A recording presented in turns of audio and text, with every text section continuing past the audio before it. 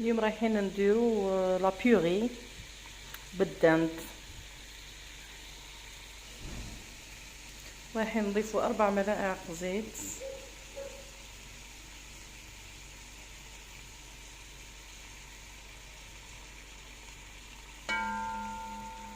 انا درت حوالي عبارة تاع 4 ملاعق زيت. نعاود نذكركم، انا كنت درت اللحم تاعي تقلى لمده 5 دقائق. راكم تشوفوا لا كولور تاعو تبدلت قبل ما ندير الزيت، باسكو كان في الفريجيدير درتو يتقلى قبل. راح نضيف ملعقه ملح،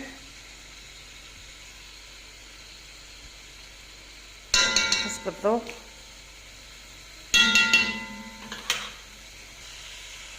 كمية من الفلفل الأسود،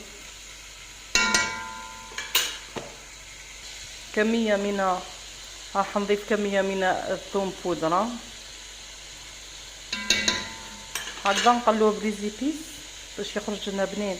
رايحين نضيفو الفلفلة الحمراء اللي انا مخلطتها دائما، فلفلة حارة مع فلفل احمر زائد كركم.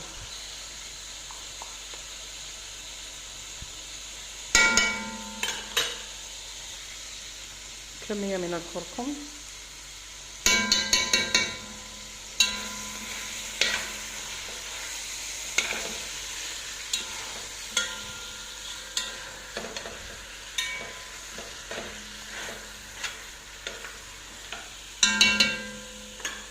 رايحة نضيف بصلة مع كمية من الطماطم مصبرة، ونخليهم يتقلاو مليح. كي يتقلاو رايحين نمرقو كمية من الماء.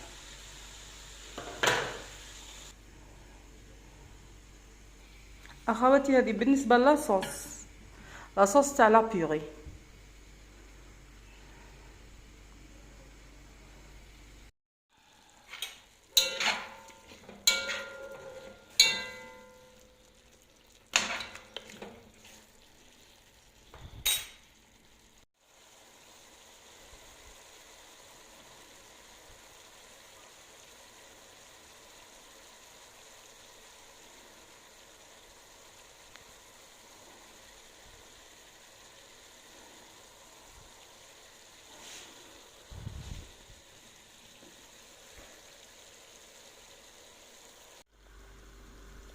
لاصوص تاعنا راه يطيب بعد ما مرقنا كما راكم تشاهدوا.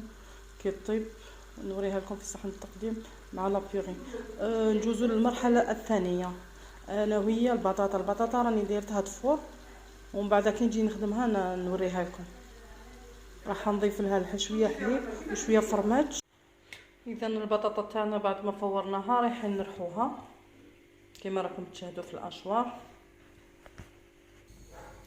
اذا لابيوري تاعنا هذه هي كما راكم تشاهدوا. رايحين نضيفوا ملعقه من الفرماج، رايحين نضيفوا شويه مارغرين،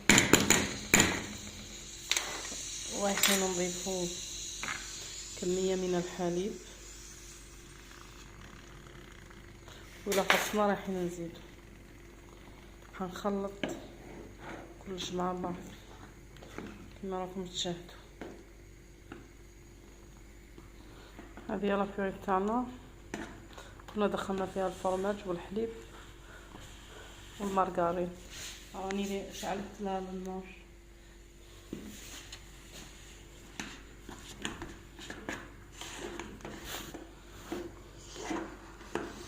خلاص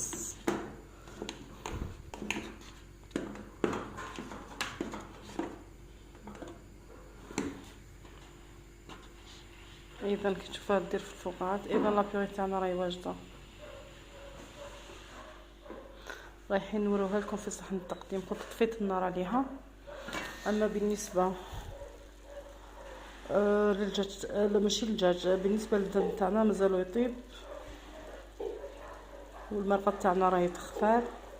على كل حال كي يطيب رايحين نوريها لكم في صحن التقديم. وشكرا. اذا هذه هي النتيجه النهائيه اللي تحصلنا عليها، الدند تاعنا بلا بيوري.